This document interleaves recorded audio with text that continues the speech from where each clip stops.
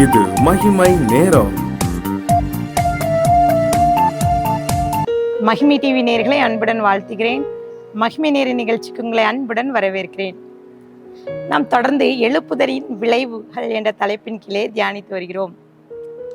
இங்கே வசனம் சொல்கிறது, அப்போஸ்தலர் 4:4 வசனத்தை கேட்டவர்களில் அநேகர் விசுவாசித்தார்கள். அவர்கள் தொகை ஏறக்குறைய 5000 இருந்தது. இன்றைக்கு எழுப்புதலிலே 2வது நாளிலே இன்றைக்கு கர்த்தர் சொல்கின்ற காரியம் என்னன்னா, இந்த எழுப்புதல்ல வெளியரங்கமாக நடைபெறுகின்ற 2வது காரியம், திரளான ஜனங்கள் அவர்கள் ஆண்டவரை ஏற்றுக்கொள்வார்கள். கூட்ட ஜனங்கள் ஆண்டவரை தேடி வருவார்களாம். வசனம் சொல்லுதுங்க, அப்போஸ்தலர் 2:41 அவனுடைய வார்த்தையை சந்தோஷமாய் ஏற்றுக்கொண்டவர்கள் ஞானஸ்நானம் பெற்றார்கள். அன்றைய தினம் ஏறக்குறைய 3000 பேர் சேர்த்து கொள்ளப்பட்டார்கள். பேதுருவின் முதல் பிரசங்கத்திலே 3000 பேர் ரட்சிக்கப்படுறாங்க. இன்னும் பாத்தீங்கன்னா, பேதுரு, யோவான் அவங்க பிரசங்கத்தை கேட்டு 5000 பேர். இத பார்த்த அங்க இருக்கிற மத தலைவர்கள், பிரதான ஆசாரியர் எல்லாருக்கும் ஒரு கலக்கம். ஒரு பிரசங்கத்துல 3000 பேர் ரட்சிக்கப்படுகிறது, ஆண்டவரை ஏற்றுக்கொள்றது என்பது ஒரு ஈஸியான ஒண்ணு கிடையாது. அப்போ அந்த எழுப்புதல் நம் தேசத்தில் நடைபெற்று கொண்டிருக்கிறது என்பதை அறிந்து கொள்ள 2வது நம்ம எடுத்துக்கொள்ள வேண்டிய காரியம், திரளானோர் மனம் திரும்புவார்கள். அநேக வசனங்களை சொல்லலாம். பேதுரு, யோவான், யாக்கோபு, இங்க பவுல், இவர்களெல்லாம் செய்த அற்புதத்தெல்லாம் பார்த்து எல்லாரும் கூப்பிட்டு கேட்காங்க, எந்த நாமத்தினால சொல்றீங்க? அப்போ பாத்தீங்கன்னா, முன்னாடி நீங்க இயேசுவை அவர்கள் சிலுவையில அறையும் போது அந்த சீஷர்கள், இந்த சீஷர்கள் தான், இந்த அப்போஸ்தலர்கள் தான் ஓடி ஒளிஞ்சாங்க. அவர்கள் அப்படிப்பட்ட காரியங்கள் செய்த இதே சீஷர்கள் என்ன செய்யறாங்க, அவள் பேசும்போது திரளானவர் மனம் திரும்புறாங்க. நிறைய இயற்கைக்கு அப்பாற்பட்ட அற்புதங்கள்லாம் நடக்குது. இதெல்லாம் பார்த்துட்டு அவங்களுக்கு ஆச்சரியமா இருக்கு. ஒரு வசனம் சொல்லுது பாருங்க, அப்போஸ்தலர் 4:11-12 வீடு கட்டுகிறவர்களாகிய உங்களால் அற்பமாய் எண்ணப்பட்ட அவரே மூளைக்கு தலைக்கல்லானவர், அவராலே அன்றி வேறு ஒருவராலும் ரட்சிப்பு இல்லை. நாம் ரட்சிக்கப்படும்படிக்கு வானத்தின் கீழெங்கும் மனுஷனுக்குள்ளே அவருடைய நாமமே அல்லாமல் வேறொரு நாமம் கட்டளைப்படவும் இல்லை என்றான். பாருங்க, இவ்வளவு தைரியமா அவங்க முன்னாடி இந்த வார்த்தையை பேசுறான் பாருங்க. அத பேசுகிறத பார்த்து, இது யாரு? இது பேதுருவா? இது யோவானா? இவங்க பேசுறாங்க, இவர்கள் படிப்பறிவில்லாதவர்களே என்று சொல்லி ஆச்சரியப்படுறாங்க. ஆனால் அவர்கள் என்ன செய்யறாங்க, கண்டிக்கிறாங்க. இனி இந்த நாமத்தை உச்சரிச்சு நீங்க சொல்லக்கூடாது அப்படின்னு சொல்லி கண்டிச்சு அனுப்புறாங்க. ஆனாலும் அவர்கள் தைரியமாக பேசினார்கள்.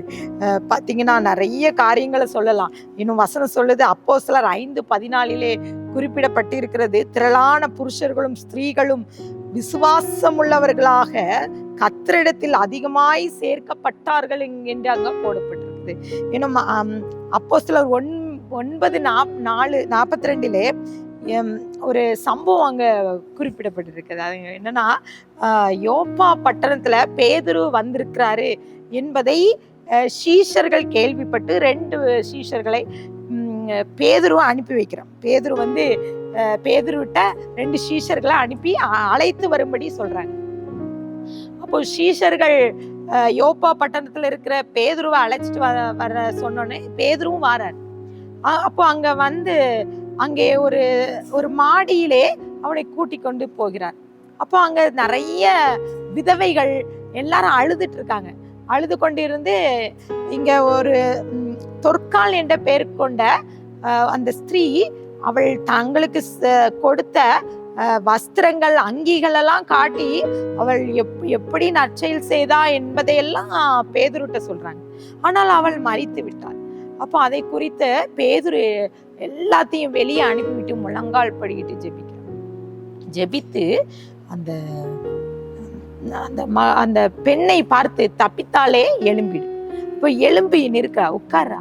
அப்போ அவ உட்கார்ந்த உடனே அவளை அழைத்து கொண்டு வந்து அங்க இருக்கிற பரிசுத்தவான்கள், அங்க இருக்கிற திக்கச்சவர்கள், விதவைகள் கிட்ட போய் பேதுரு காண்பிக்கிறார். இப்போ இந்த தொற்காள் உயிரோடு எழும்பி வந்ததை பார்த்த ஜனங்கள், அங்க அந்த வசனத்தை நான் வாசிக்கிறேன். அப்போஸ்தலர் 9:42 இது யோப்பா பட்டணம் எங்கும் தெரிய வந்தது. அப்பொழுது அநேகர் கர்த்தரிடத்தில் விசுவாசம் உள்ளவர்களானார்கள்.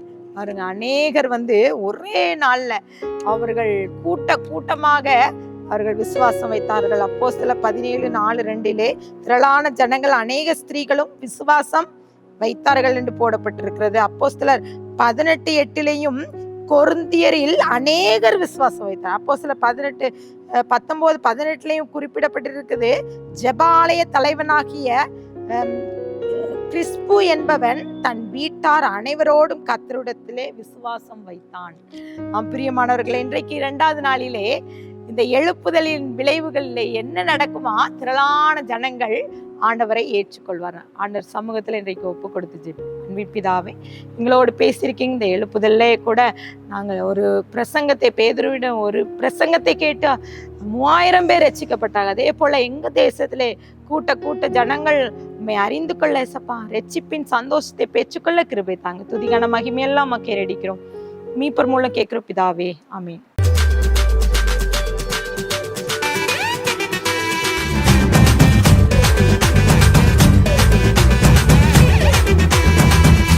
மகிமை மகிமை மகிமை மகிமை மகிமை